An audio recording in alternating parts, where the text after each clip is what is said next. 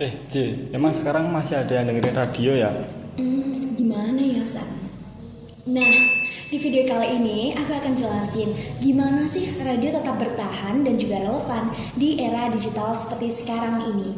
Jadi sebenarnya ya, San, radio itu nggak cuman bab muterin lagu aja, tapi juga di bidang komunikasi, utamanya memberikan informasi dan juga edukasi terhadap masyarakat.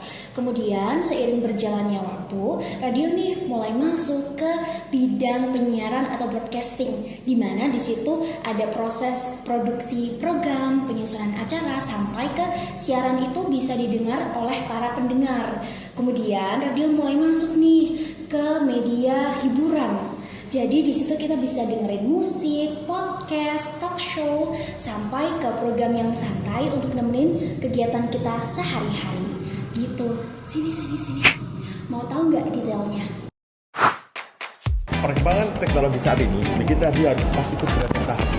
Sekarang, radio nggak cuma hadir lewat frekuensi FM atau AM, tetapi masuk ke dalam platform digital. Contohnya kayak YouTube dan TikTok. Banyak radio yang upload potongan siaran, cuplikan talk show, atau short video biar lebih relate sama audiens muda. Terus di Instagram, X, dan TikTok, radio juga aktif berinteraksi sama pendengar lewat komentar, polling, kuis, bahkan upload behind the scenes kegiatan siaran. Selain di media sosial, radio juga punya website yang jadi pusat layanan digital, dan biasanya di sana ada live streaming resmi, berita online, bahkan sampai artikel-artikel informasi. Bentuk konten radio sekarang juga semakin beragam. Misalnya berita online seperti cuplikan berita atau informasi yang singkat. Selain itu, banyak radio yang membuat podcast atau rekaman siaran yang dapat didengarkan kapan saja oleh para pendengarnya. Jadi, pendengar tidak harus selalu mengikuti secara live. Menurut kita, itu menjadi salah satu alasan mengapa radio bisa bertahan hingga saat ini. Karena radio mengerti cara menyesuaikan konten dengan para pendengar. Supaya lebih relevan di zaman sekarang, radio mulai memasuki platform digital seperti Instagram, YouTube, dan juga TikTok. Dan supaya mereka bisa berinteraksi secara langsung dengan para pendengar, di saat live streaming, mereka membuka kolom komentar untuk mereka.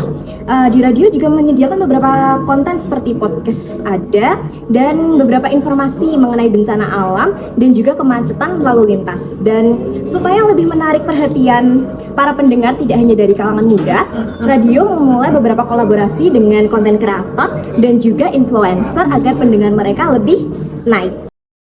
Jadi teman-teman, radio belum sepenuhnya hilang. Hanya saja berubah dari cara penyampaian dan juga bentuknya. Menurut Henry Jenkins, bahwa media lama belum benar-benar mati. Hanya saja berubah dari alat dan juga teknologi transmisinya.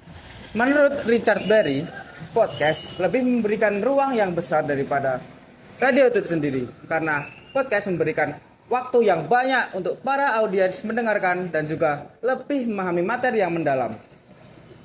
Dan juga kekuatan dari radio itu sendiri terdapat pada antara hubungan penyiar dan juga hubungan audiens, di mana penyiar harus memberikan kesan yang hangat personal kepada audiens. Maka dari itu, radio masih relevan pada era saat ini. Hanya saja harus menyesuaikan pada teknologi pada era digital. Jadi, Radio tidak mati, tetapi bertransformasi.